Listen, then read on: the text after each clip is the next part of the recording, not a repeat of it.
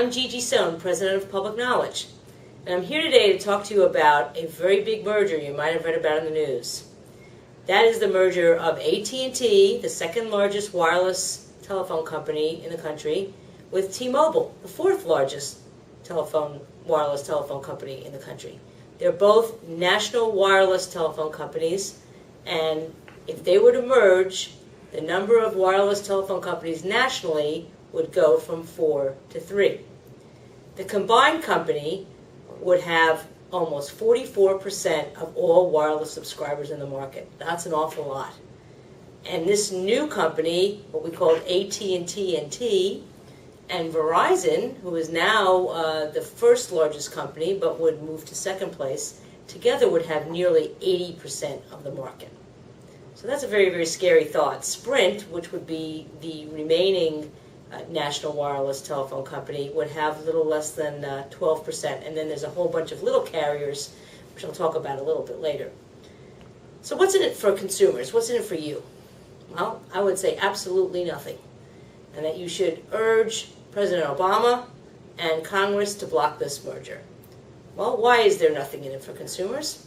Well, when you have consolidation in an industry that is consolidating all the time, and the Federal Communications Commission in its last report on the wireless market said that the industry is getting more consolidated, not more competitive, prices go higher. And that's something that folks should really care about. There's obviously less choice. There's less innovation. And for something that's really, really important today, when you have two companies that are merging, that means there are less jobs. So we consider this a job-killing merger. But consumers are not the only ones that lose here. Android and its developer Google is also going to be a loser. AT&T is famous for not being open, whereas T-Mobile is famous for being open. There are fears, and I think they are all legitimate, that AT&T will want to open its own app store and force all its customers to go to that app store. And that will leave Android and its openness in the dark. Another important point about AT&T taking over T-Mobile is not only is T-Mobile considered to be a more open company in terms of how it treats applications, it also has a reputation as being a discount company that allows for unlimited use of bandwidth at one price and just cheaper calling plans. Well, AT&T, once again, is the exact opposite. They're famous for higher prices. They are also famous for what are called bandwidth caps. So bandwidth caps are limits on how much you can use your internet access wirelessly before you start to incur extra charges.